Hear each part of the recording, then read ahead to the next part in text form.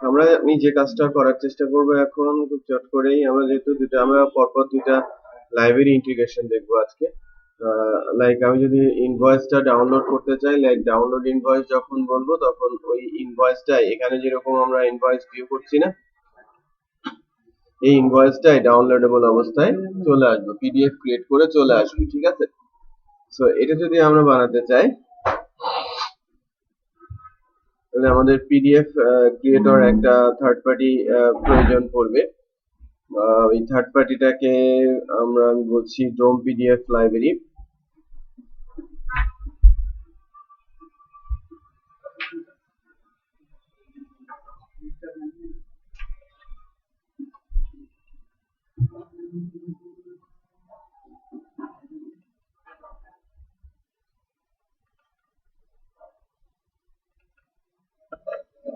আচ্ছা, এটা third party library হলেও আমরা এটাকে কোঅর্ডিনেটর ফ্রেমওয়ার্কের মধ্যে ইন্টিগ্রেট করে খুব সহজে ইমপ্লিমেন্টও করতে পারি। তো এটা করার জন্য আমরা যে কাজটা করব, আমার লাইব্রেরিটা প্রথমে নিতে হবে।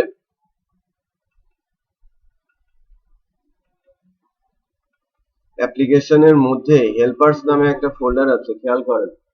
অ্যাপ্লিকেশনের মধ্যে হেল্পার্স নামে ফোল্ডার আছে। আমরা এর আগের যে হেল্পার গুলো ইউজ করেছি সেগুলো সব সিস্টেমের, তাই না? আর এখন যে হেল্পারটা ইউজ করছি সেটা থার্ড পার্টি বলা হচ্ছে কেন, এটা কোঅর্ডিনেটরের অংশ না, কোঅর্ডিনেটরের বাইরের অংশ। কোঅর্ডিনেটরকে হেল্প করার জন্য এই ধরনের রিসোর্স গুলো ডেভেলপ হয়।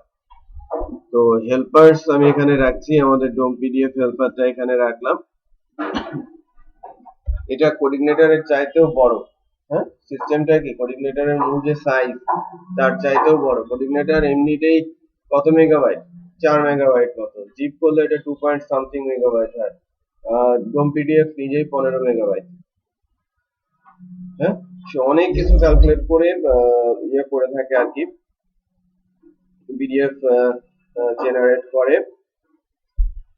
তো ডোম পিডিএফ এর লাইব্রেরিটা এবং হেল্পারটা, এই যে লাইব্রেরিটা এখানে আছে, বিশাল একটা লাইব্রেরি, এখানে লিভ লাইব্রেরি আছে, ইনক্লুড লাইব্রেরি আছে এবং অনেক কিছু এর ভেতরে দেওয়া আছে। আমরা এই হেল্পারটা শুধুমাত্র ইউজ করার চেষ্টা করব একটা স্পেসিফিক ফাংশন, সেই ওর ভেতরকার সবকিছু ইউজ করে আমাকে একটা পিডিএফ জেনারেট করে দেবে। ওকে, আমার টার্গেট হচ্ছে একটা পিডিএফ জেনারেট করা। পিডিএফ জেনারেট করার জন্য আমি একটা স্যাম্পল কোড আর কি ইউজ করার চেষ্টা করছি।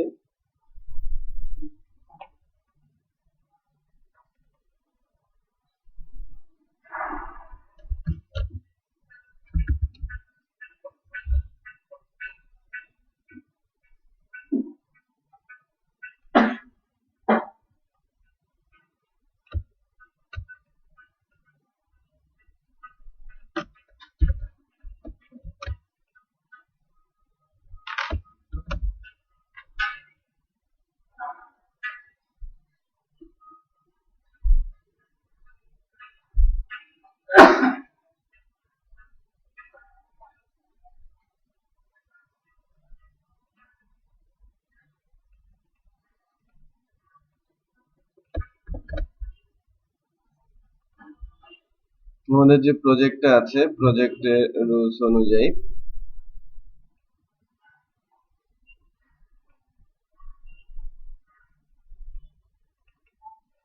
সুপার অ্যাডমিনে গিয়ে সুপার অ্যাডমিনের আগে ভিউ থেকে, অ্যাডমিন থেকে ম্যানেজ অর্ডার, না ম্যানেজ অর্ডারে গিয়ে এখান থেকে আমি বলছি ডাউনলোড ইনভয়েস,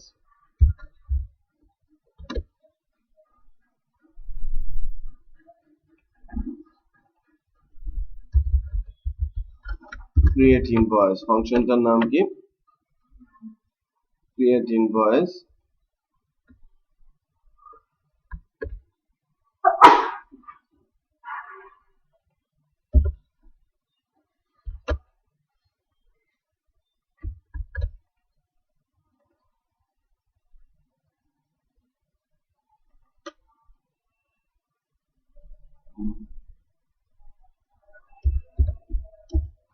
public function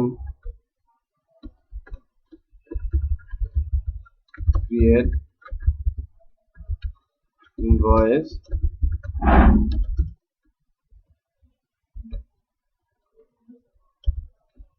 এটা এমন একটা লাইব্রেরি যা একটু ডিফারেন্ট স্টাইলে কাজ করে। কাজটা কি, মনে করেন কোনো একটা পেজকে আমরা যদি তার কোডগুলো নিয়ে আসি একটা ভেরিয়েবলে রাখি, আর পিডিএফ ক্রিয়েটর একটা ফাংশন আছে, এটা ডোম পিডিএফ হেল্পারের মধ্যে এই ফাংশনটা কল করে যদি আমরা ফাইলের নামটা দিয়ে দেই, যে ফাইলের কোডগুলো এনেছি, আর আমি যদি এখানে একটা স্পেসিফিক স্ট্রিং দিয়ে দেই, সে কি করে ওই স্ট্রিং এর নামে ওই ফাইলটা ক্রিয়েট করে পিডিএফ ক্রিয়েট করে এখানে দিয়ে দেয়, ফাইল নেম ভেরিয়েবলের মধ্যে দিয়ে দেয়। আর ভেরিয়েবল যখন কখনো ইকো করা হয়, আর যদি ওই ভেরিয়েবলের মধ্যে কোনো ফাইল থাকে, সেটা অটোমেটিক কি হয়ে যায়, ডাউনলোড হয়ে যায়। রুলসটা কি, আমাদের কিন্তু ডোম পিডিএফ এর হিউজ বিষয় আছে, বাট ওটার কোনো কিছুই আমাদের কিন্তু কাজে আসবে না। বুঝতে পেরেছি? হ্যালো,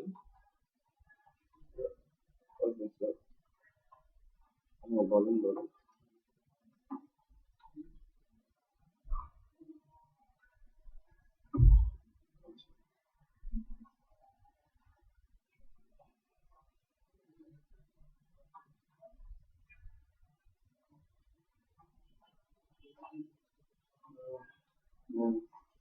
থ্রিডি অ্যানিমেশন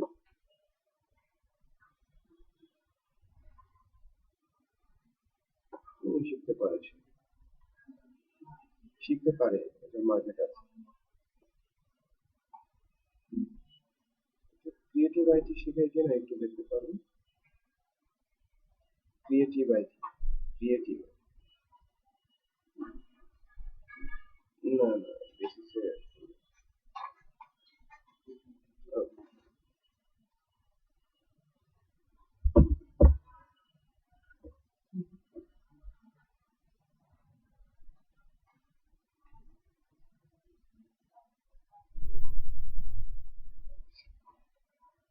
তারপরে বলছি, হেল্পারটা যখন লোড করা হবে, আমরা যখন যে যে হেল্পার গুলো আমাদের অনেক বেশি প্রয়োজন পড়ে, সেগুলোকে কোথায় লোড করি, অটো লোডে।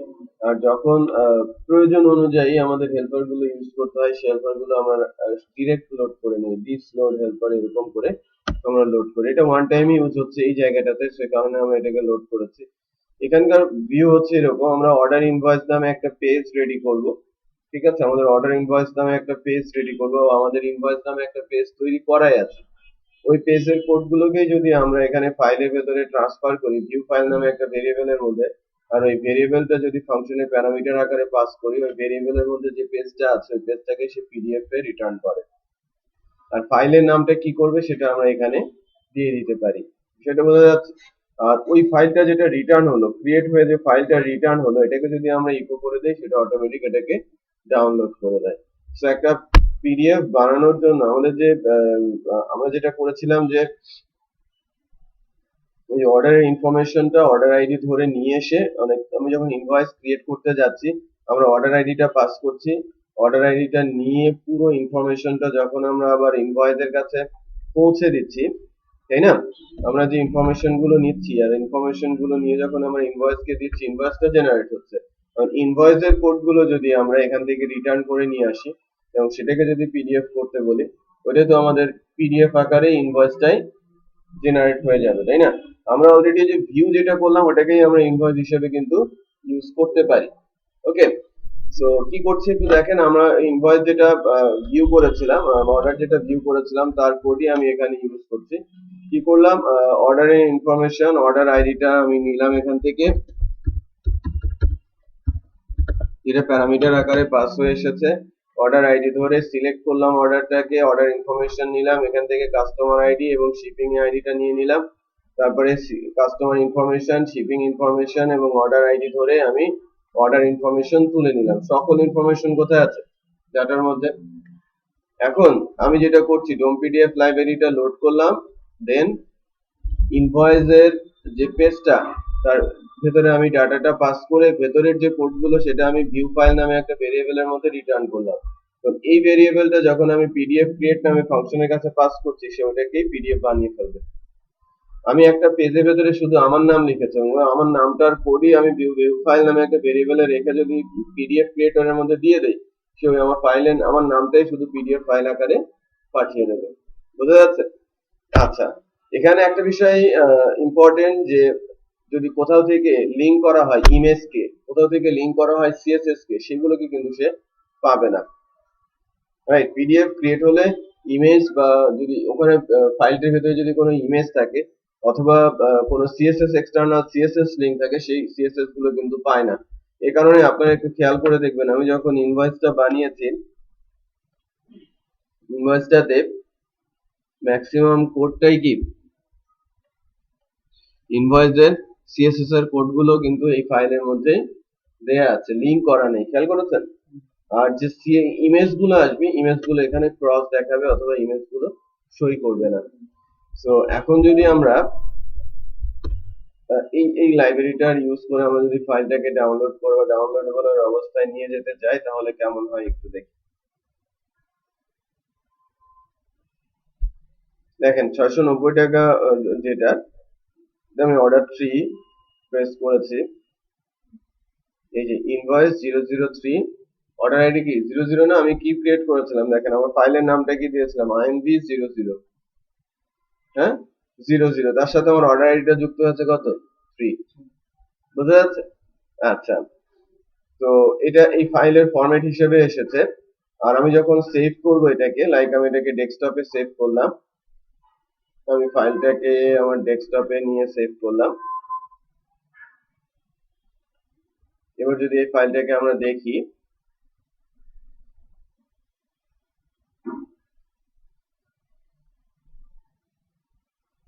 ইমেজ গুলোর পাথ চলে আসে, খেয়াল করেছেন? তার মানে আমি যখন ইনভয়েস ক্রিয়েট করতে যাব, ওই পিডিএফ ক্রিয়েট করতে যাব যে ইনভয়েসটার, ওখানে প্রোডাক্টের ইমেজ গুলো রাখা যাবে না, ওই অংশটুকু রিমুভ করে দিতে হবে। বাট এই যে billing information, shipping information, invoice date বা ডিউ টাইম, এগুলো কিন্তু এখানে ঠিকঠাক মতো কাজ করছে, খেয়াল করেছেন?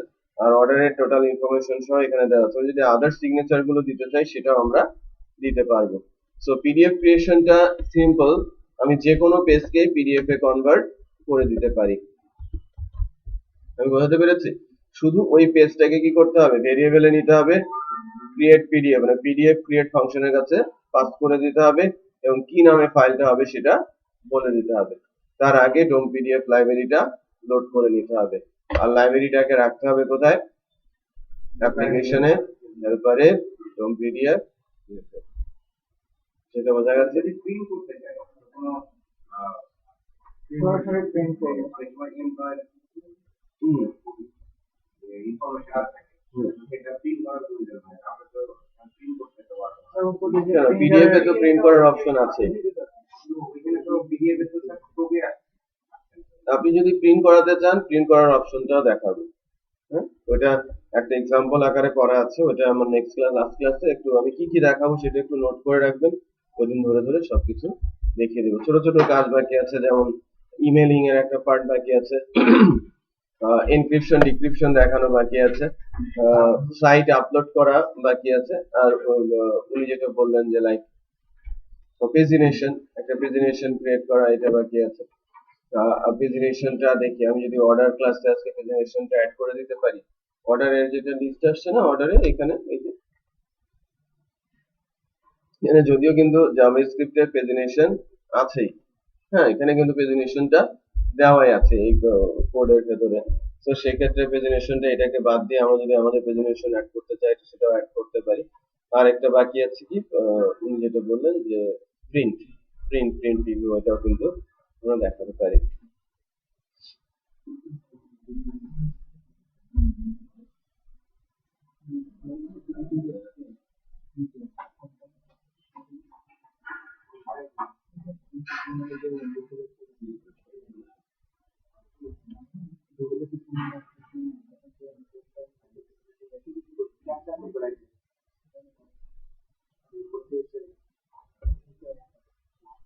অ্যাটেন্ডেন্স শিটটা একটু দেন তো,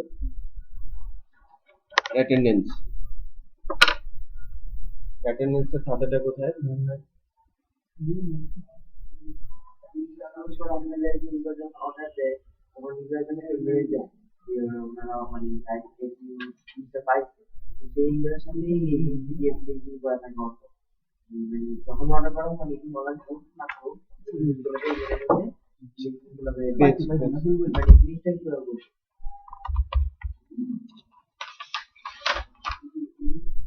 কেন আপনি পিডিএফ ক্রিয়েট করে ওই ইউআরএলটা ইয়েতে দিয়ে দেবেন, পিডিএফটা ক্রিয়েট হবে, একটা জায়গায় গিয়ে সেভ হবে, সেভ হয়ে ওই লিঙ্কটা আপনার ইমেলে পাঠিয়ে দিন।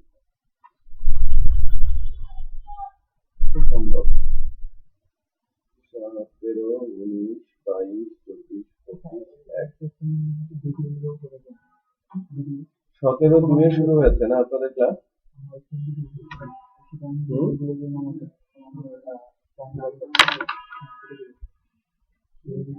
এটা কলম দেখো।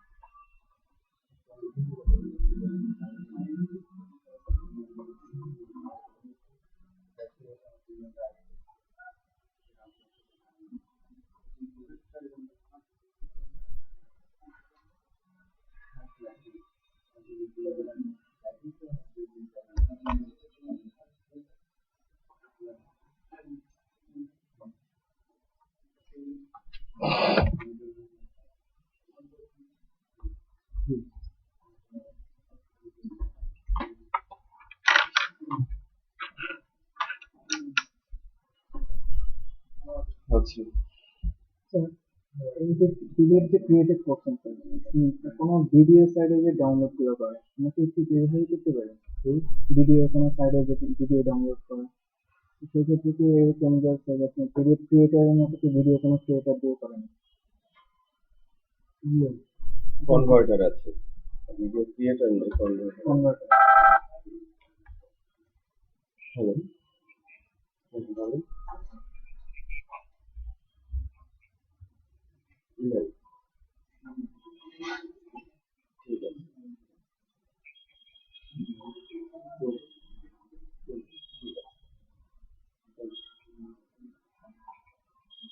ঠিক আছে, ঠিক আছে।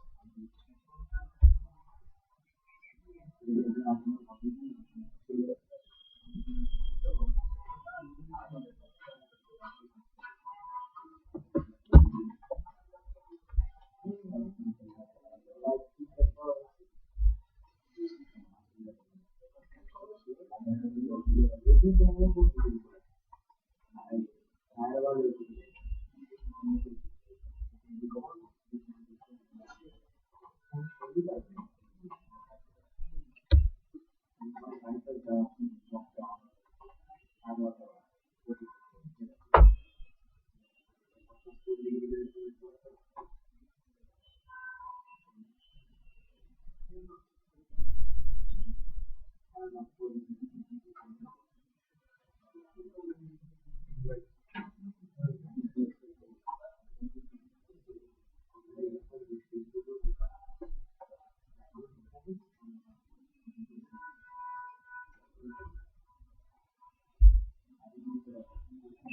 আচ্ছা, এখন আমাদের কি দেখানোর কথা যেন, লিপ চার্ট। লিপ চার্ট আর প্রেজেন্টেশন, এখানে একটা ইয়ে হচ্ছে যে আমরা প্রেজেন্টেশন দেখতে পারি, প্রেজেন্টেশন ক্লাসটা ইউজ করতে পারি, বাট ইন্টারেস্টিং বিষয় হচ্ছে যে এখানে প্রেজেন্টেশন অ্যাড করা আছে উইথ অ্যাজ এ সার্চ। হ্যাঁ, আমরা এটা সরিয়ে ফেলেও করতে পারি, আবার প্রেজেন্টেশনটা অন্যভাবেও দেখা যেতে পারে। বাট সবকিছুর আগে আমার একটা রিপোর্টিং টুল, রিপোর্ট করার জন্য একটা সিস্টেম দেখে নেওয়া দরকার। রিপোর্টের ডাটা রিপোর্টিং বলতে যে লাইক আমরা এসটিএমএল পেজেই বা পিডিএফ দিয়ে আমরা কিন্তু এসটিএমএল পেজে রিপোর্ট বানিয়ে ওটাকে আমি পিডিএফ এ কনভার্ট করে দিতে পারি, রাইট? এটা হচ্ছে যে টেক্সট রিলেটেড রিপোর্টিং। বাট আরেকটা রিপোর্টিং আছে, সেটা হচ্ছে কি গ্রাফিক্যাল রিপোর্টিং, যেটা অনেক বেশি ইউজ করা হয়ে থাকে। যখন বড় কোনো কাজ করা হয়, বড় কাজ এবং প্রচুর ডাটা নিয়ে কাজ করা হয়, ওই ডাটা কিন্তু র ডাটা দেখে তেমন কিছু বোঝার উপায় থাকে না, রাইট? গ্রাফিক্যাল ওয়েতে বা গ্রাফিক্যাল রিপোর্ট যদি আমরা দেখি, সেক্ষেত্রে দেখা যাবে যে অনেক কিছুই ক্লারিফাই হচ্ছে, অনেক কিছু সহজে বোঝাও যাচ্ছে। ওকে, আর গ্রাফিক্যাল রিপোর্ট করার জন্য পিএইচপি তে সবচেয়ে ভালো যে লাইব্রেরির নাম, সেটা হচ্ছে লিপচার্ট। যে লাইব্রেরিটা আমি আপনাদের প্রোভাইড করেছি, দেখেছেন কিনা জানি না, লিপচার্ট লাইব্রেরিতে অনেক ধরনেরই গ্রাফ তৈরি করা যায়, তৈরি করাই আছে লিপচার্টে। আমরা সেটা আমাদের প্রজেক্টের মধ্যে ইউজ করতে পারি। লিপচার্টটা যদি আমরা শুধু শুধু লিপচার্টটাকে যদি একটু দেখি,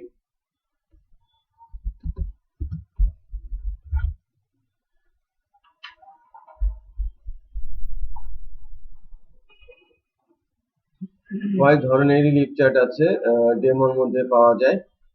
যে যে লিপচার্ট গুলো আমাদের সাথে বেশ পরিচিত, এর মধ্যে আছে ভার্টিক্যাল বার চার্ট, এই চার্টটা, তাই না? এই ধরনের গ্রাফ কিন্তু আমরা দেখে থাকি অনেক সময়, অনেক সিস্টেমেই বা সফটওয়্যারের মধ্যে এই ধরনের গ্রাফ তৈরি করা হয়। যে লাইক আমার এই মাসের সেল কত ছিল, পরের মাসের সেল কত ছিল, বা তার আগের মাসের সেল কত ছিল, সেটা আমি কিন্তু খুব সহজে এখান থেকে দেখতে পারি। এটাকে ভার্টিক্যাল বার চার্ট বলা হয়ে থাকে।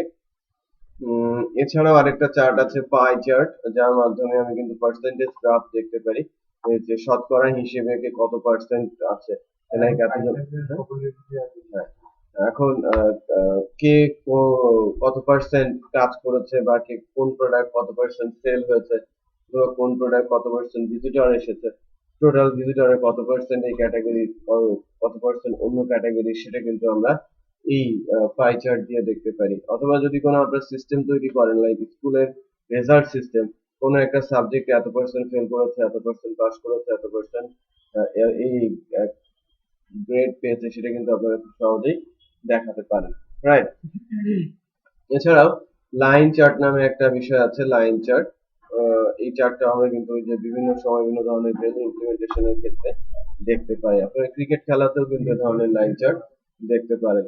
So multiple vertical bar chart আছে কম্পারিজনের জন্য, যে লাইক এই বছরে এরকম ছিল, আগের বছরের এই মাসে এরকম ছিল, সেটা কিন্তু আপনারা কিন্তু কম্পেয়ার করে করে দেখতে পারেন, তাই না? কোন একটা পার্টিকুলার বিষয়ে যে কম্পেয়ার করা হচ্ছে, স্বাস্থ্যসেবা বিষয়ে মেল ফিমেল এর রেশিও দেখানো হচ্ছে, রাইট? সেক্ষেত্রে এই ধরনের চার্ট কিন্তু দেখানো যেতে পারে, রাইট? সো অনেক ধরনের চার্ট আছে, আমরা আমাদের প্রজেক্টের মধ্যে এই ধরনের চার্ট ইমপ্লিমেন্ট করতে পারি। মানে কি ডাটা নিয়ে বা কোন ডাটা নিয়ে আমরা এটা ইমপ্লিমেন্ট করব, এটা নির্ভর করবে সিচুয়েশনের উপরে, ডাটার উপরে। বাট আমরা কিভাবে একটা চার্ট ইমপ্লিমেন্ট করতে পারি সেটাই অ্যাকচুয়ালি আমরা দেখানোর চেষ্টা করবো এখন, ওকে?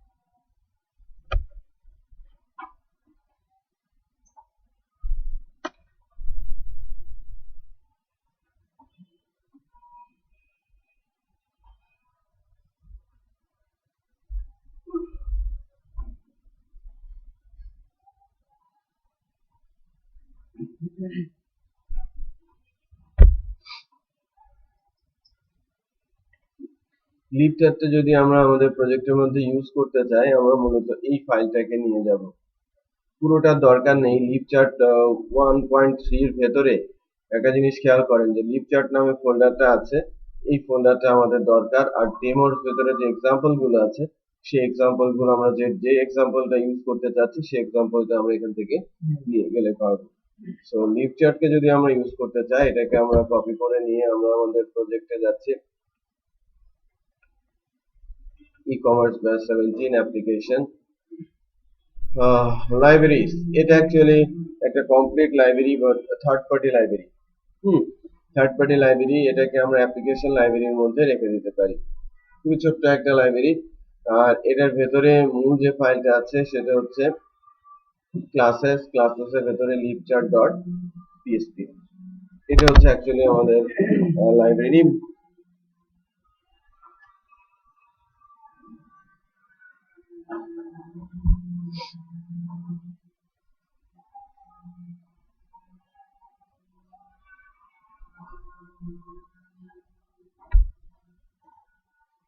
তো কোনো একটা এক্সাম্পল যদি আমরা ইউজ করতে চাই, বা কোনো একটা এক্সাম্পল যদি আমরা দেখতে চাই পাই চার্ট বা লিভ চার্টে, সেক্ষেত্রে আমরা এই কাজটা করতে পারি, যে লাইক আমাদের যে মাস্টার পেজটা আছে অ্যাডমিন প্যানেলেই,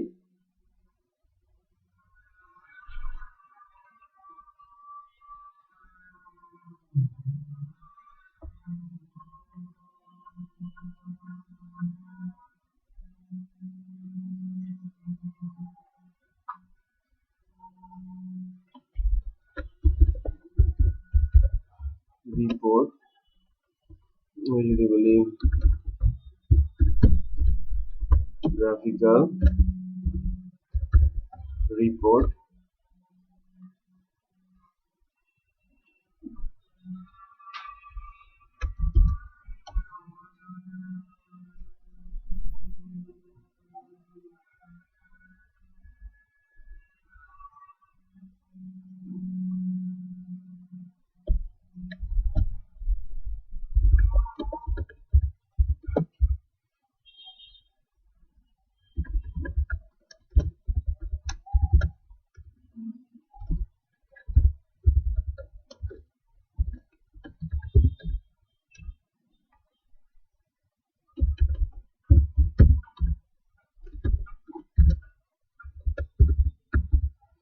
এই ফাংশনটা যদি আমরা লিখি গ্রাফিক্যাল রিপোর্ট,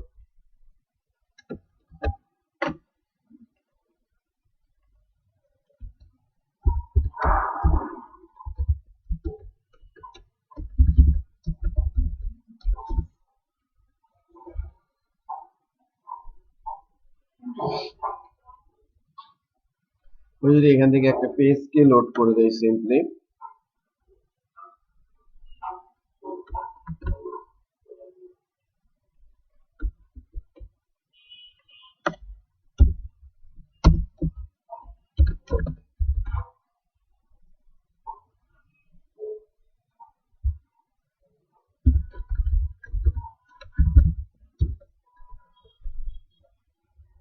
একটা পেজকে লোড করে দেই।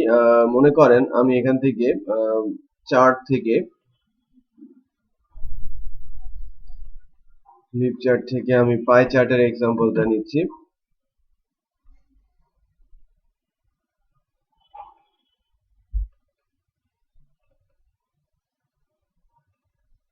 অ্যাডমিনের ভিউ এর মধ্যে পাই চার্টটা রেখে দিলাম। এখানে কি বলা আছে, পাই চার্ট টেস্ট, সব কি ক্যাপিটাল লেটারে লেখা দেখতে পাচ্ছি।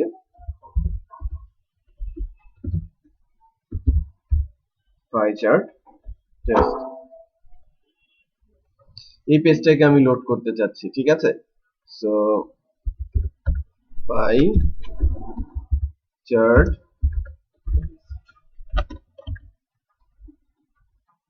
Pie chart test. এখন আমি যদি আমাদের প্রজেক্টে যাই, অ্যাডমিন প্যানেলে,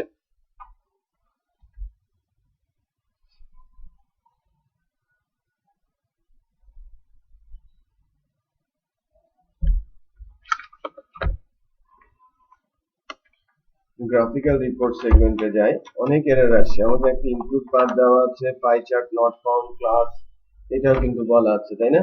এটা ক্লাসের ভিতরে যে পাই চার্টের ক্লাসটা আছে, এই ক্লাসটা নট ফাউন্ড বলছে, একটা পাথ লোড করা আছে যেটাকে এরর বলা হচ্ছে, ইনক্লুড পাথে ভুল আছে। হ্যাঁ, আমাদের এখানে এই যে পাই চার্টের যে ভিউটা আছে, এখানে বেশ কিছু চেঞ্জ আমাদের এখন আনতে হবে।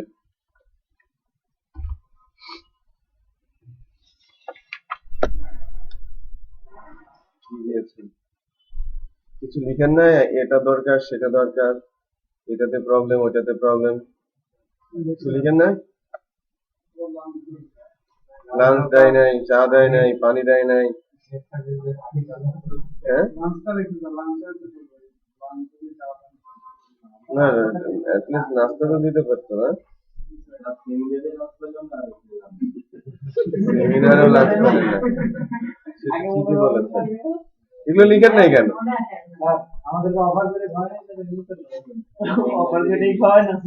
লিখেন নাই কেন? আমাদের ফাঁকি দেওয়া হয়েছে।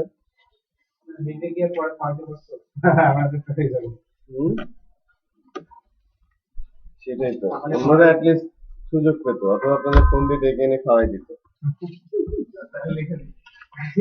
এখন তো সুযোগ নেই।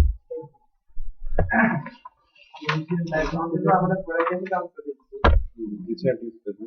যা লিখতে হয় পরের ম্যাচের কথা চিন্তা করে লিখতে হবে।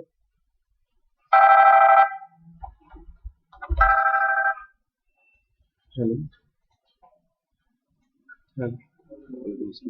সেলিম, আচ্ছা হ্যাঁ আসেন আপনি।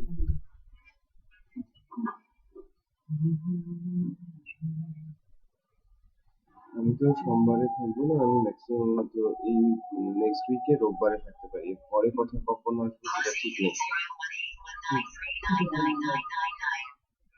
ঠিক আছে।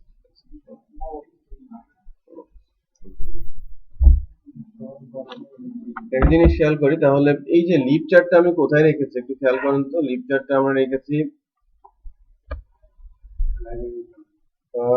অ্যাপ্লিকেশন লাইব্রেরির মধ্যে, তাই না।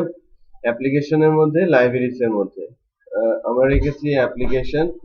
তো প্রথমে লিখতে হবে কি অ্যাপ্লিকেশন, তারপরে স্ল্যাশ দিয়ে আমাকে লিখতে হবে কি লাইব্রেরি, লাইব্রেরিজ এর দিলাম।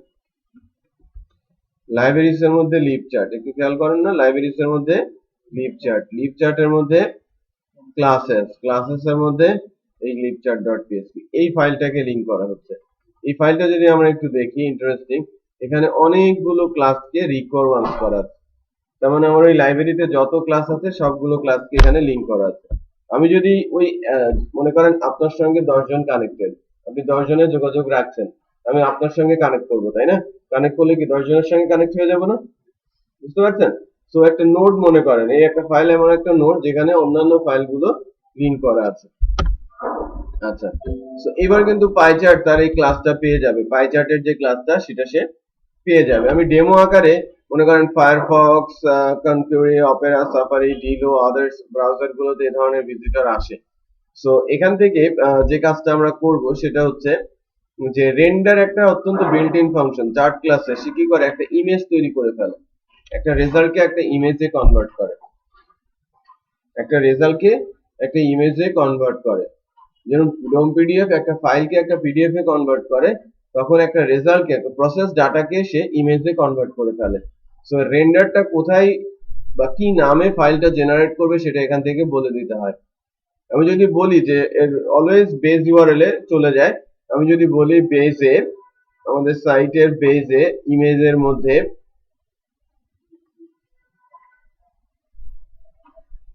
আইএমজি নামে যে ফোল্ডারটা আছে, ইমেজ নামে যে ফোল্ডারটা আছে, রিপোর্ট নামে একটা সাব ফোল্ডারের মধ্যে সে একটা ইমেজ রেডি করে নেবে।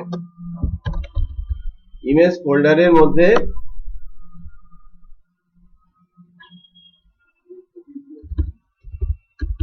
রিপোর্ট সাব ফোল্ডারে পাই চার্ট একটা ফাইল, পিএনজি ফাইল সে জেনারেট করবে।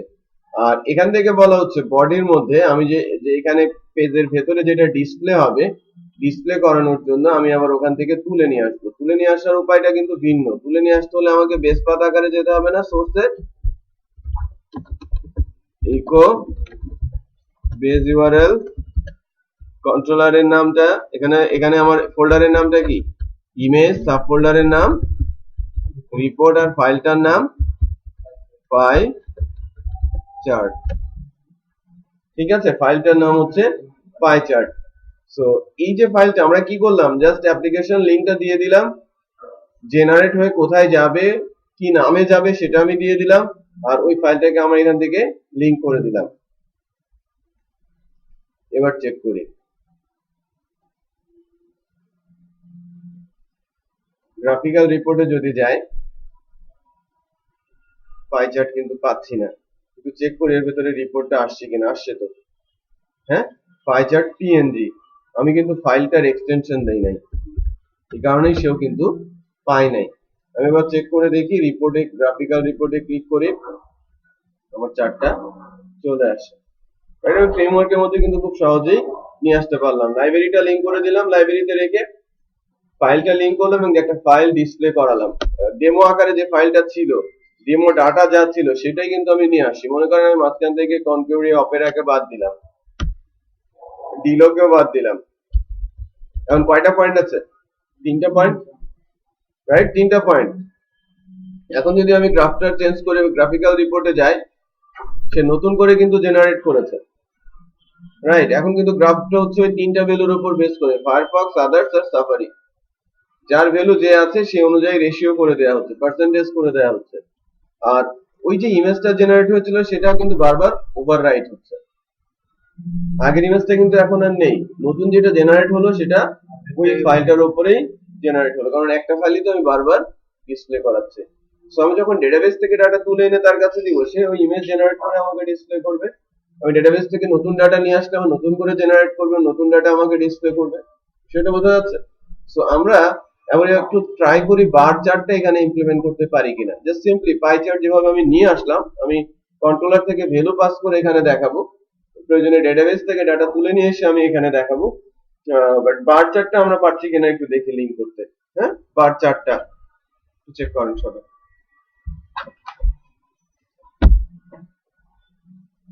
আমার পানির বোতলটা আবার হারিয়ে গেছে, হ্যাঁ, কি বলবো? প্রাইম ব্যাংকে রেখে এসেছি। মাসে আমার মতো ভালোই হারায়, কোম্পানি না, কোম্পানি আপনার অফারও দেয় না কোনো।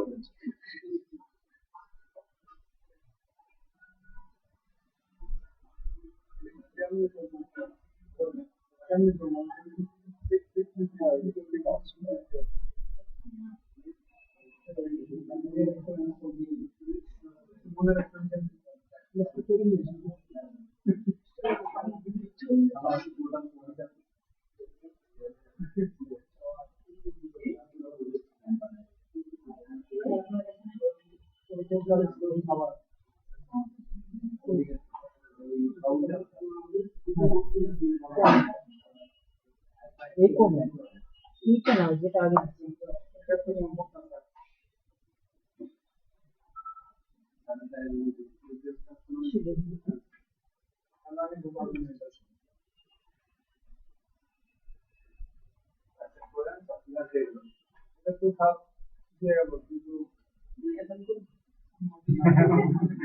একশো percent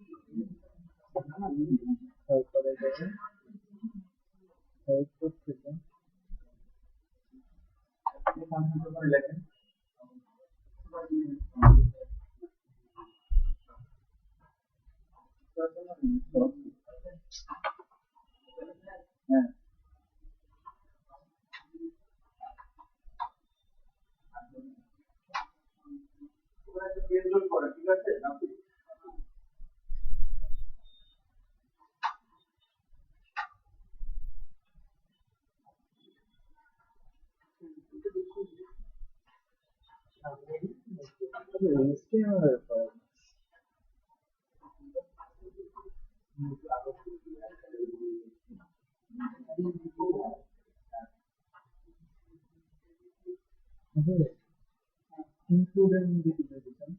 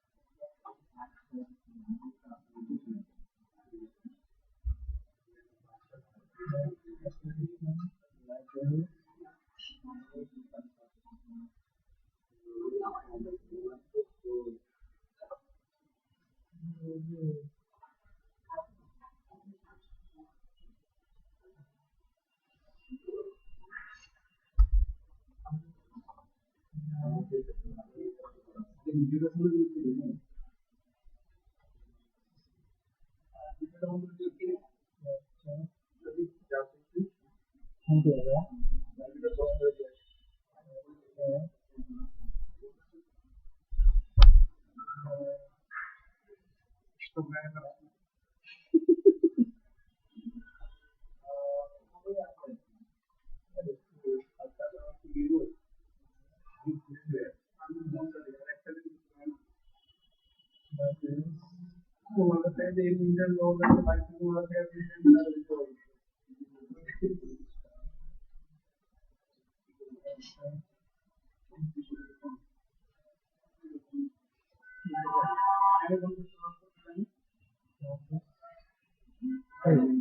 Classes are good, right? These are the এটা তো এরকম যদি আছে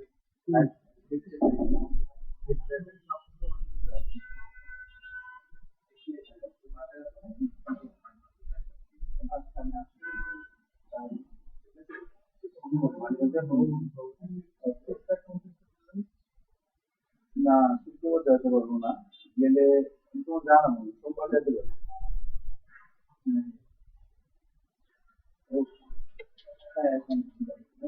এটা তো করবো লিফটারটা করেন, লিফটারে বার চার্টটা করেন, ভার্টিক্যাল বার চার্ট যেটা প্রথমে যেটা দেখালাম না, ভার্টিক্যাল বার চার্ট, ওটা করেন।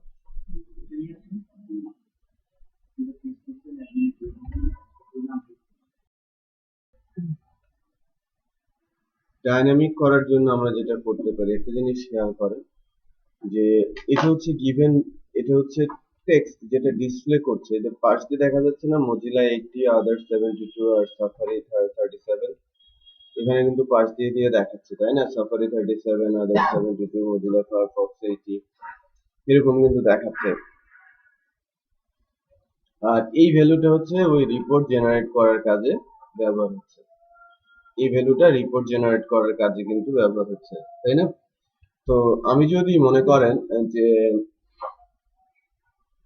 প্রোডাক্টের কোয়ান্টিটি বেসিস, যে আমার ডেটাবেসে যতগুলো প্রোডাক্ট আছে সবগুলো প্রোডাক্ট কত পার্সেন্টেজে আছে, কে কত পার্সেন্ট অবস্থায় আছে সেটা যদি দেখাতে, যেমন ডেটাবেসে 16টা প্রোডাক্ট আছে, তাই না? এবং 16টা প্রোডাক্টের কোয়ান্টিটি সংখ্যা তো আর সেম না, রাইট? 16টা প্রোডাক্ট তুলে এনে এখানে নাম দেখালাম, এখানে কোয়ান্টিটি দেখালাম, আর ভ্যালু হিসেবে কোয়ান্টিটি দিয়ে দিলাম, right?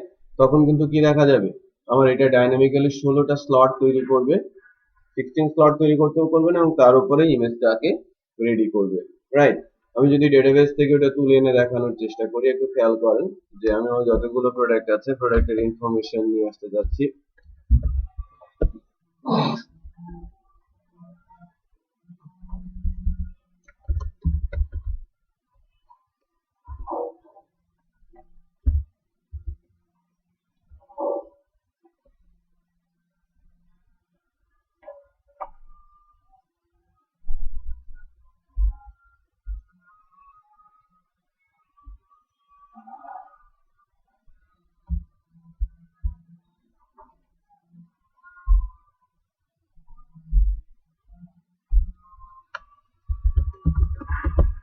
product info,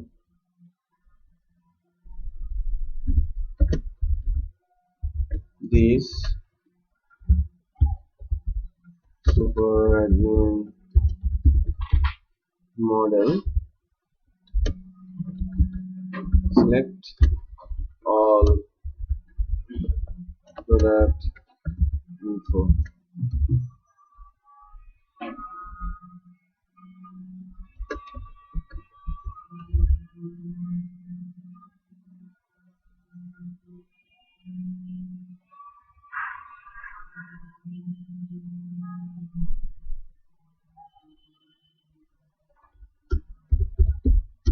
Public function, select all product info,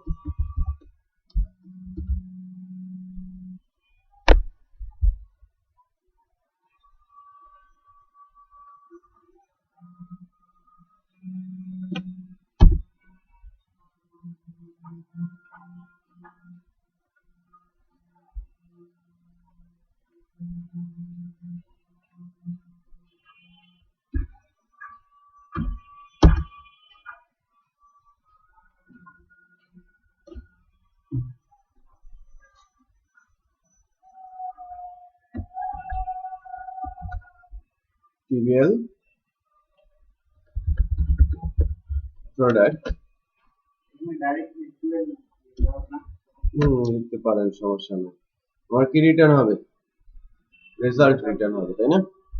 result return হবে। সো এখন সুপার অ্যাডমিন এই প্রোডাক্ট ইনফোর মধ্যে কি আছে? আমার সকল ইনফরমেশন আছে।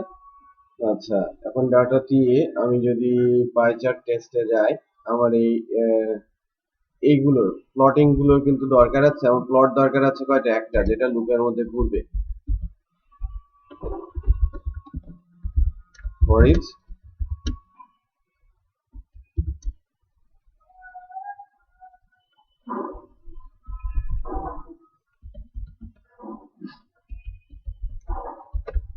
এর মধ্যে এখান থেকে আমার কন্ট্রোলার থেকে কি আসছে? Product info.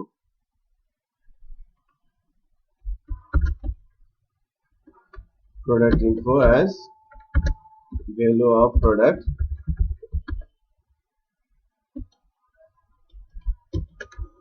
এখানে এসে কি হবে? প্রথমে এই জায়গায় বসবে কি আমার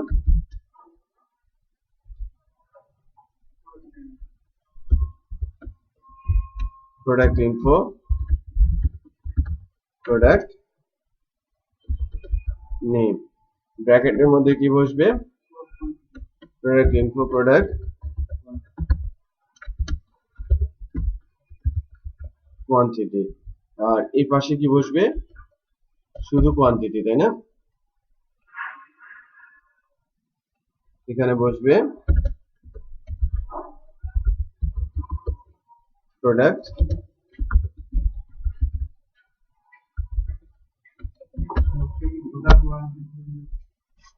ভি, প্রোডাক্ট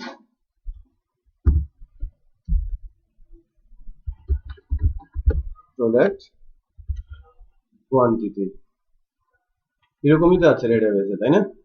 সো এটা যখন লুপ ঘুরবে, এই প্লটিংটা কতবার হবে? আমার যদি প্রোডাক্ট থাকে 10টা, 10 বার, 16টা, 16 বার। আমি জাস্ট একটা এক্সাম্পল নিচ্ছি যে আমার ডেটাবেসে এরকম ডাটাই আছে, তার উপরে বেস করে আমার পাই চার্টটা কিভাবে ডেভেলপ হচ্ছে। কেউ একজন বিশাল রেঞ্জে থাকবে, কেউ একজন খুব মিনিমাল রেঞ্জে থাকবে, তাই না?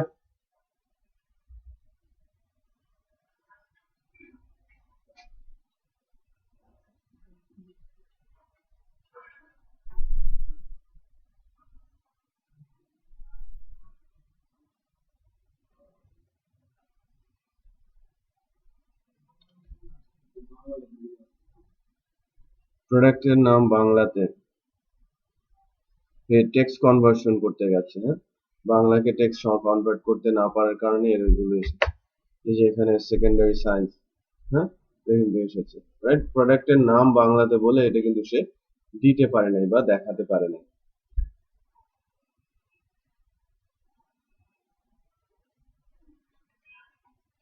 আমি যদি এখানে একটু দেই, আমি সম্ভবত প্রথম 3টা প্রোডাক্টকে দিয়েছিলাম, তাই না? বা ইংরেজি করে দিয়েছিলাম না?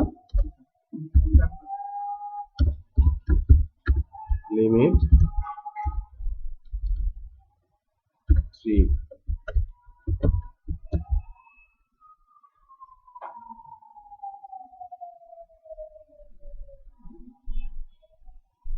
প্রথম তিনটা আসছে, 4টা 2টা 1টা, কার কত পার্সেন্টেজ সেটা কিন্তু দেখিয়ে দিচ্ছে। তো আমরা গ্রাফিক্যাল রিপোর্ট কিন্তু ইমপ্লিমেন্ট করতে পারছি।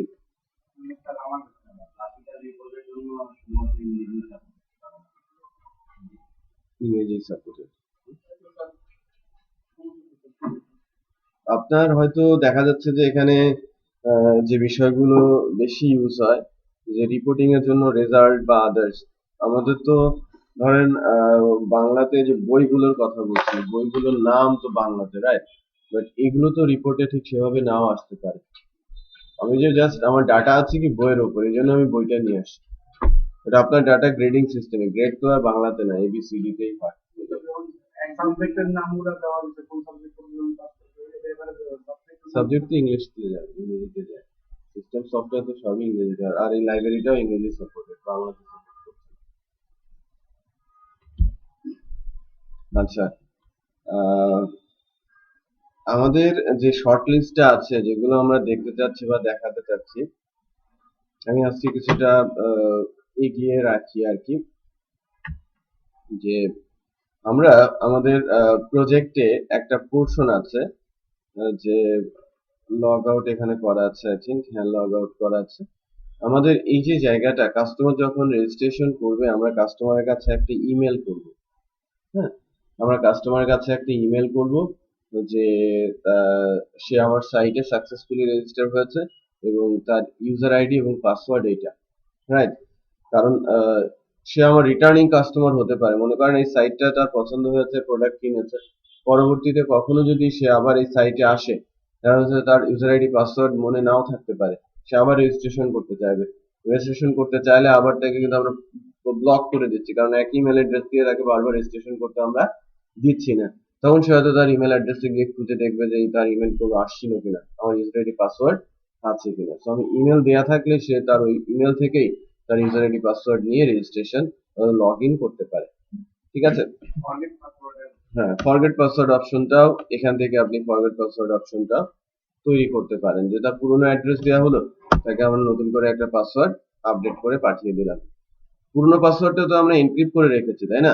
এনক্রিপ্টেড পাসওয়ার্ড তো তাকে পাঠালে সে কিছু বুঝবে না, তাকে কি করতে হবে, নতুন একটা পাসওয়ার্ড জেনারেট করে দিতে হবে এবং জেনারেটেড পাসওয়ার্ড দিয়ে আপডেট করে রাখতে হবে। সেটা বোঝা যাচ্ছে? বাট সবার আগে ইমেল অ্যাড্রেসটা ডেটাবেজে আছে কিনা সেটা মিলতে হবে। ফরগেট পাসওয়ার্ডের বিষয়। সো আমরা একটা ইমেল কিভাবে করতে পারি সে বিষয়টা আমরা এখন একটু দেখার চেষ্টা করছি যখন রেজিস্ট্রেশন করব ওই সময়টাতে।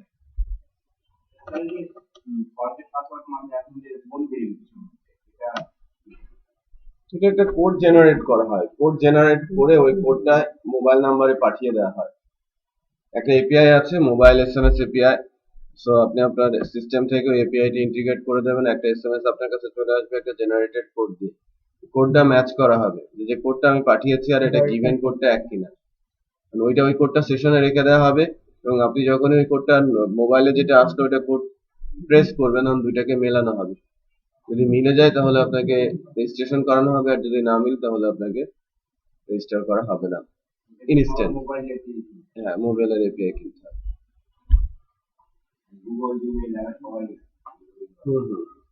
আমাদেরও মোবাইল এপিআই আছে, আমরাও সেন্ড করি যারা এ ধরনের কোন অ্যাপ্লিকেশন বানাই আর কি, আমাদের কাছ থেকে এপিআই গুলো তারা পারচেজ করে নেয়।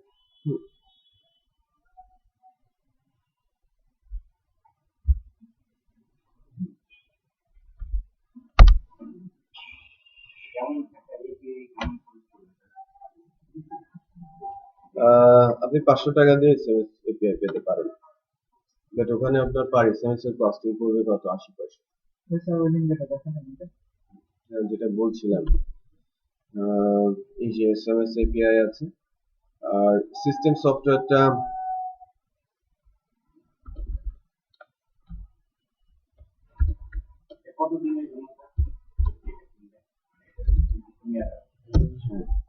ভ্যালিডিটি আছে 1 মান্থ, 500 টাকার এসএমএস 1 মান্থ, 1000 থেকে 2500 এর মধ্যে 3 মান্থ এভাবে বলা আছে সাইটটা।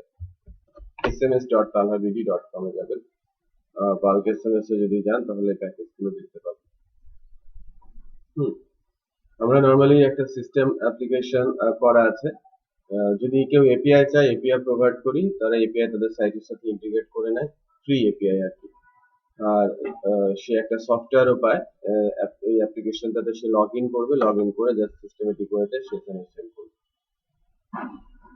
অ্যাপ্লিকেশন বানানো আছে ফ্রি। ইন্টারনেটের অবস্থা তো খুব করুণ। যে বিকাশ থেকে যেটা নেওয়া সেটা তো বিকাশের অ্যাকাউন্টে যাইতে একটা ফোন নাম্বার দিয়ে দিলাম, এখানে মাধ্যমে বলে দিলাম এবং পোর্টাল এখানে দিয়ে দিতে হবে।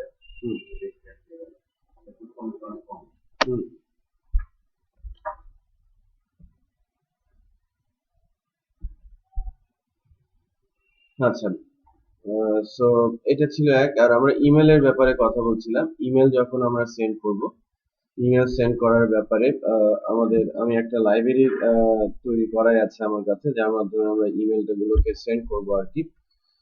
লাইব্রেরিটা আমরা এখান থেকে নিচ্ছি একটা মডেল ক্লাস, যেটা আমরা বলছি মেইলার মডেল। এই মডেলটাকে আমরা আমাদের প্রজেক্টে নিয়ে আসি, আমাদের মডেলের মধ্যে মেইলার মডেলকে নিয়ে আসলাম। মেইলার মডেলটাতে একটা ফাংশন আছে সেন্ড ইমেল, রাইট? এই ফাংশনটা দিয়ে আমরা হরেক রকমের ইমেল বা যত টাইপ অফ ইমেল আছে সব ইমেলকে আমরা পাঠাতে পারি, রাইট? তো ইমেল লাইব্রেরিটা আমাদের ফ্রেমওয়ার্কের মধ্যে ইমেল লাইব্রেরি আছে, আমরা জাস্ট লাইব্রেরিটাকে লোড করব। তারপর আমরা ইমেল লাইব্রেরি ফাংশন আছে, কি ধরনের ইমেল আমি পাঠাবো, ইমেল পাঠানোর জন্য কি কি দরকার, ফর্ম অ্যাড্রেস, কে পাঠাচ্ছে তার নাম। কারণ এখন আমরা যখন ইমেল দেখি, ইমেল কারা পাঠিয়েছে এটা যদি আমরা দেখতে চাই, দেখেন ইমেল কে পাঠিয়েছে, ফেসবুক, জেএনআইটি, জেপেস সফটওয়্যার, তালহা ট্রেনিং, রাইট? এরা আমাকে ইমেল পাঠিয়েছে। ইমেল আগে কি দেখাতো, এখানে ইমেল অ্যাড্রেস দেখাতো, বাট এখন কি দেখায়, সেন্ডারের নাম। তো এই কারণে আমরা যখন ইমেল পাঠাবো ফর্ম অ্যাড্রেসের সাথে সাথে সেন্ডার নেমও পাঠাতে হয়। আর টু অ্যাড্রেস, কার কাছে ইমেল যাবে সেটাও আমার দরকার। সাবজেক্ট, কি সাবজেক্ট ইমেল যাবে সেটাও আমার দরকার। আর ইমেলের বডি কি হবে সেটা একটা পেজ আমরা এখান থেকে লোড করে দিব, আর বডিটাকে আমরা মেসেজে পাঠিয়ে দিলে ওইটা ইমেলটা চলে যাবে। সো এটা তো মডেলের একটা ফাংশন। আমরা কোথায় কখন কিভাবে ইমেল পাঠাবো সেটা কিন্তু এই ফাংশনের কাছে পাস করে দিতে হবে। মনে করেন আমি যদি সুপার অ্যাডমিন না, লাইক আমরা যদি চেক আউটে যাই, চেক আউট থেকে যখন কোনো একজন কাস্টমারকে সেভ করা হচ্ছে, এই যে এখান থেকে আমরা যখন সেভ কাস্টমার বলছি, কাস্টমারের ডাটা সেভ হওয়ার পর এখান থেকে তাকে একটা ইমেল পাঠিয়ে দিতে হবে। এটা তো আমরা কি করছি, সেশনে রেখে রিডিরেক্ট করে দিচ্ছি, বাট এখান থেকেই আমাকে কি করতে হবে, একটা ইমেল সেন্ড করতে হবে কাস্টমারকে, যে তোমার এই ইনফরমেশন সহ একটা রেজিস্ট্রেশন হয়েছে, তোমার ইমেল অ্যাড্রেস এটা আর পাসওয়ার্ড এটা। সো এই জায়গাটাতে আমাদের কোড লিখতে হবে, start send account activation email. যদিও ই কমার্স টাইপ সাইটে অ্যাকাউন্ট অ্যাক্টিভেশন ইমেল পাঠানো হয় না, যে আমার সাইটে যে ইমেলটা যাচ্ছে আমার কাছে, যে ইমেলটা আসবে, ইমেলের মধ্যে একটা লিংক থাকবে, লিংক ক্লিক করলে তার অ্যাকাউন্ট অ্যাক্টিভ হবে, এর আগে না, অ্যাকাউন্ট অ্যাক্টিভেশনের জন্য। সো তার অ্যাকাউন্ট অ্যাক্টিভ হবে। তো এই ধরনের যদি ইমেল আমরা করি, এখানে শিখছি ই কমার্স এই ধরনের ইমেল ইউজ করা হয় না, বাট যে কোনো সাইটে কেউ যদি রেজিস্ট্রেশন করতে আসে আমরা কিন্তু তার ইমেলে একটা লিংক পাঠাবো, লিংক ক্লিক করলেই তার অ্যাকাউন্ট অ্যাক্টিভ হবে, তার আগে অ্যাক্টিভ হবে না। বোঝা যাচ্ছে? আচ্ছা, তো আমরা যদি ঠিক সেই টাইপের কোনো একটা কাজ করতে চাই,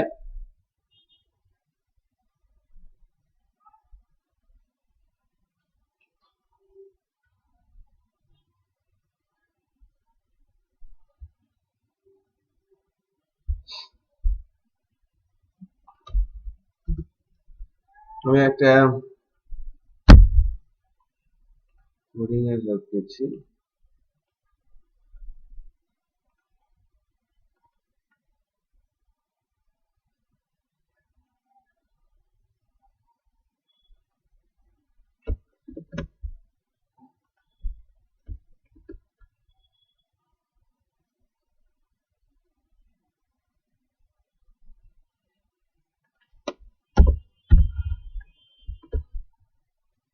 এখানে আমি একটা অ্যারে তৈরি করছি এম ডাটার মধ্যে ফর্ম অ্যাড্রেস দিয়েছি। ফর্ম অ্যাড্রেসটা লাইক আমার সিস্টেম ইমেল অ্যাড্রেস বা আমার সাইটের ইমেল অ্যাড্রেস, দেন আমার সাইট ইমেল অ্যাড্রেস থেকে একটা ইমেল যাবে। তো আমি যদি বলি যে আমার সাইট ইমেল অ্যাড্রেস বা যে কোনো একটা ইমেল অ্যাড্রেস আমি যদি বলি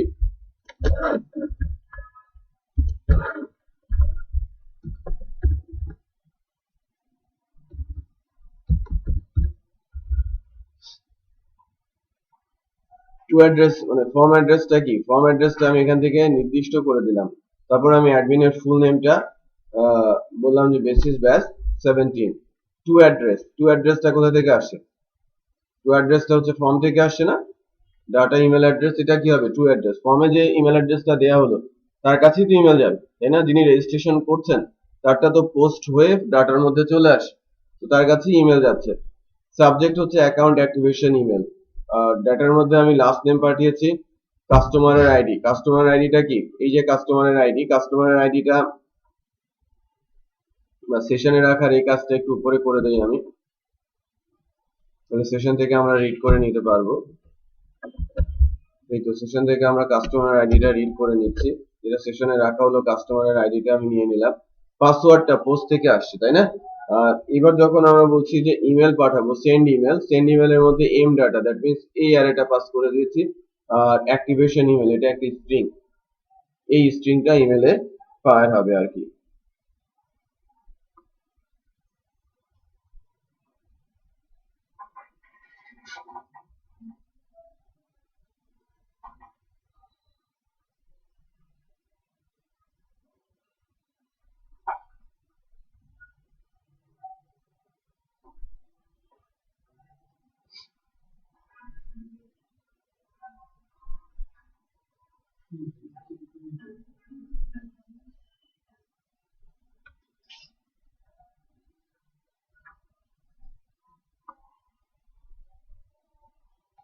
তো আমরা এই যে মেইলার মডেলটা আমরা পেয়েছি, সেন্ড ইমেল যে ফাংশনটা আছে, এই সেন্ড ইমেল ফাংশনের মাধ্যমে আমরা, সেন্ড ইমেল ফাংশনটা কোথায় আছে?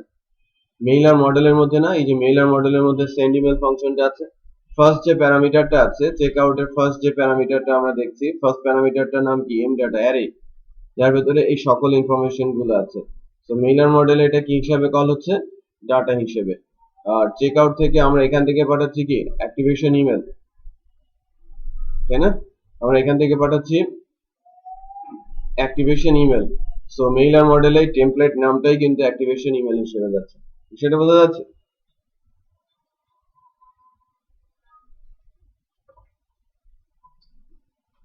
আচ্ছা, এখন আসি, আমি যদি এখানে টেমপ্লেট নামটা এবিসিডি পাঠাতাম, আমার মেইলার মডেল এখান থেকে কি আসতো, এবিসিডি আসতো। সো ডাটার মধ্যে কি আছে, ডাটার মধ্যে ফর্ম অ্যাড্রেস আছে, ফুল নেম আছে, টু অ্যাড্রেস আছে, সাবজেক্ট আছে, রাইট?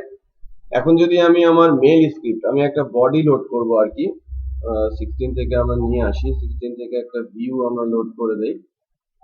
মেল স্ক্রিপ্ট ফোল্ডারটা কপি করছি ব্যাস 16 এর, আমি এটাকে পেস্ট করে দিলাম আমাদের 17 এর ভিউ এর মধ্যে। দেখেন মেল স্ক্রিপ্টের মধ্যে 4-5টা ফাইল আছে। একটা হচ্ছে activation email, forget password, success account, inactive বা ইনভয়েস। তো এই অ্যাক্টিভ ইমেল, এটাতে কি করা আছে, অ্যাক্টিভেশন ইমেল, এই পেজটা তৈরি করা আছে। অ্যাকচুয়ালি আমি টাইম বাঁচানোর জন্য কোড ইউজ করছি। তার কাছে একটা ইমেল যাবে তার নাম সহ, তাকে ইউজার আইডি বলা হবে, তার পাসওয়ার্ড দেওয়া হবে, তাকে একটা লিংক ক্রিয়েট করে দেওয়া হবে এবং লিংকটা ক্লিক করলে তার কাছে একটা ইমেল যাবে, লিংকটা ক্লিক করলে তার অ্যাকাউন্ট আপডেট হবে বা অ্যাক্টিভ হবে, ঠিক আছে? সো আমরা যদি এই মেইলার মডেলের মাধ্যমে ইমেলটাকে টেস্ট করি,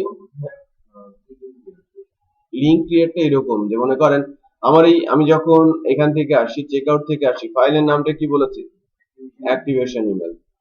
মেইলার মডেলে টেমপ্লেট নামের মধ্যে কি আছে, অ্যাক্টিভেশন ইমেল। এখন আমার ভিউর মধ্যে মেল স্ক্রিপ্ট নামে একটা ফোল্ডার আছে, যেটা আমি তৈরি করলাম, মনে করেন যদি আমি কপি করে এনেছি, বাট এটা তৈরি করলাম, এর ভেতরে একটা ফাইল আছে যার নাম কি, অ্যাক্টিভেশন ইমেল, রাইট? আমার টেমপ্লেট নামের মধ্যে কি আছে, অ্যাক্টিভেশন ইমেল না? তার মানে আমার বডির মধ্যে কি যাবে, এই অ্যাক্টিভেশন ইমেল, কারণ এখানে ট্রু বলা আছে, রাইট?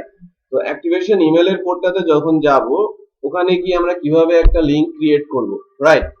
এখানে আমাদের কোঅর্ডিনেটর ফ্রেমওয়ার্কে একটা লাইব্রেরি আছে, লাইব্রেরিটার নাম কি, এনক্রিপ্ট। Encryption library. সো আমরা এনকোড লাইব্রেরিটাকে, এই যে এনক্রিপ্ট যে লাইব্রেরিটা আছে এই লাইব্রেরিটা আমরা কনফিগের অটো লোডে লোড করে রাখি।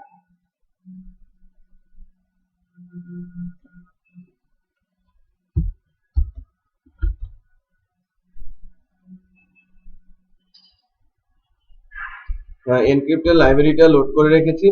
এবার এখানে আসি, প্রথমে যেটা করা হলো কাস্টমার আইডি আমি পাঠিয়েছি না, একটা জিনিস খেয়াল করেন, মেইলার মডেলে এই ডাটার মধ্যে কি কাস্টমারের আইডি আছে? কারণ আমরা পাঠিয়েছিলাম এই যে কাস্টমার আইডি ডাটার মধ্যে আছে। তো আমরা যখন মেইলার মডেলে যাচ্ছি, এই যে ডাটাটা আমি নিয়ে আসলাম, ডাটার মধ্যে কিন্তু কাস্টমার আইডি আছে। আমরা পাস করছি কোথায়? টেমপ্লেট নেমের মধ্যে। টেমপ্লেট নেমের মধ্যে কি আছে? Activation email. এখন এই কাস্টমার আইডিটা এনক্রিপ্ট করা হলো। এনক্রিপ্ট করার পর ওই কাস্টমারের আইডিটা, লাইক এটা হতে পারে 10, 15, 20 এরকম একটা আইডি। যে আইডিটা কি হয়ে যাবে? এনক্রিপ্ট হয়ে যাবে। এনক্রিপশনটাকে আমরা যদি একটু দেখতে চাই, হ্যালো, এনক্রিপশনটাতে যেটা হয় যে এই স্ল্যাশ চলে আসে, বাট এনক্রিপশনে যদি স্ল্যাশ চলে আসে, স্ল্যাশ কি ইউআরএল এর অংশ না? সেগমেন্ট স্ল্যাশ গুলোকে আমরা রিপ্লেস করছি %f2 দিয়ে। তার মানে আমার স্ট্রিং যেটা রিটার্ন হবে, মনে করেন বিশাল একটা স্ট্রিং রিটার্ন হয়েছে, ওর ভিতরে স্ল্যাশ আছে, স্ল্যাশ গুলোকে আমরা রিপ্লেস করে দিচ্ছি কি দিয়ে? %f2 দিয়ে। যে কোনো কিছু দিয়ে আমি দিতে পারি। এই আইডিটা এটা অ্যাকচুয়ালি রিপ্লেসড এনক্রিপ্টেড আইডি। আমরা ফার্স্ট লাস্ট নেম দিলাম, টু অ্যাড্রেস দিলাম, পাসওয়ার্ড দিলাম। এবার এসে বলছি যে চেক আউটের মাধ্যমে আপডেট কাস্টমার, আর ওই আইডিটা এখানে দিলাম। এই যে লিঙ্কটা কিন্তু আমাদের প্রজেক্টেরই কোনো একটা ফাংশনের নাম, এবং তার সাথে ওই এনক্রিপ্টেড আইডিটা। এটা কোথায় দেওয়া আছে একটু খেয়াল করেন, এ ট্যাগের হাইপারলিংক রেফারেন্সে। আর দুইটা এ ট্যাগের মাঝখানে যেটা দেওয়া আছে সেটা অ্যাকচুয়ালি ডিসপ্লে করবে। বিষয়টা বোঝা যাচ্ছে? এখন যদি আমরা মেইলার মডেলটাতে যাই আর বডিটাতে ইকো করে এক্সিট করি, তাহলে ইমেলটা কেমন আসে একটু দেখেন। আমি যদি নতুন একটা ইউজার অ্যাকাউন্ট ক্রিয়েট করি,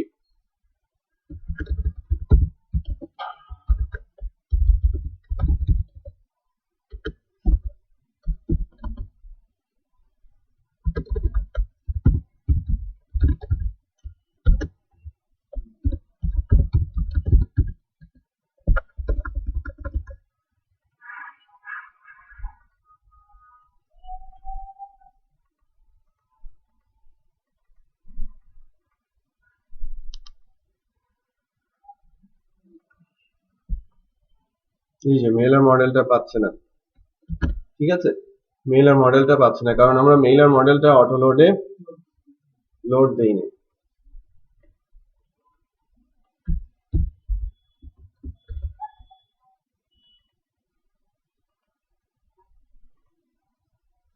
দেখেন একটা ইউআরএল তৈরি হয়েছে, বিশাল একটা ইউআরএল তৈরি হয়ে গেছে। এই অংশটুকু, এই যে পাশের যে অংশটুকু দেখতে পাচ্ছেন না, এটা অ্যাকচুয়ালি আইডি ছিল। আমরা লাস্ট আইডিটাকে যদি চেক করি, কাস্টমারের লাস্ট আইডি কত? 14। অ্যাকচুয়ালি এটা অ্যাকচুয়ালি 14। হ্যাঁ, 14 কে এরকম করে দেওয়া হয়েছে, এনক্রিপ্ট করে ফেলা হয়েছে। বাট এনক্রিপশনে যে স্ল্যাশ গুলো আসছিল, একটু %f2 জায়গায় জায়গায় আপনারা %f2 দেখতে পাচ্ছেন না? এই যে %f2, তার মানে এই জায়গাটায় কি ছিল? স্ল্যাশ গুলোকে রিপ্লেস করা হয়েছে কি দিয়ে? %f2। আমি নেক্সট ক্লাসে এখান থেকেই দেখাবো যে এখান থেকে ক্লিক করলে এটাকে প্রথমে রিপ্লেসকে কনভার্ট করতে হবে, পরবর্তীতে কি করতে হবে? %f2 কে রিপ্লেস করতে হবে কি দিয়ে? স্ল্যাশ দিয়ে। তারপরে ওই যেটা পাবো তাকে আমি ডিকোড করব। ডিকোড করলে রিয়েল 14 যে ক্যারেক্টারটা সেটা পাবো। অ্যাকচুয়ালি এটাই কাইন্ড ইমেলে চলে যাবে, এই অংশটুকু। এটা টেস্টেড আমরা যখন হোস্ট করে দেব সাইট, হোস্ট করে আপনার রেজিস্ট্রেশন করলে আপনার একটা ইমেল পেয়ে যাবেন। ওকে, হ্যাঁ, যে ইমেলটা সেটা আমরা পেয়ে যাবো। সেটা নেক্সট ক্লাসে প্রথমেই এই পর্যন্ত হয়েছে, এটা সাইটে আপলোড করে অথবা ডিকোডিং করে দেখিয়ে তারপরে সাইটে আপলোড করে আমরা এটা দেখবো। আমাকে মনে করে দেবেন ফার্স্টে।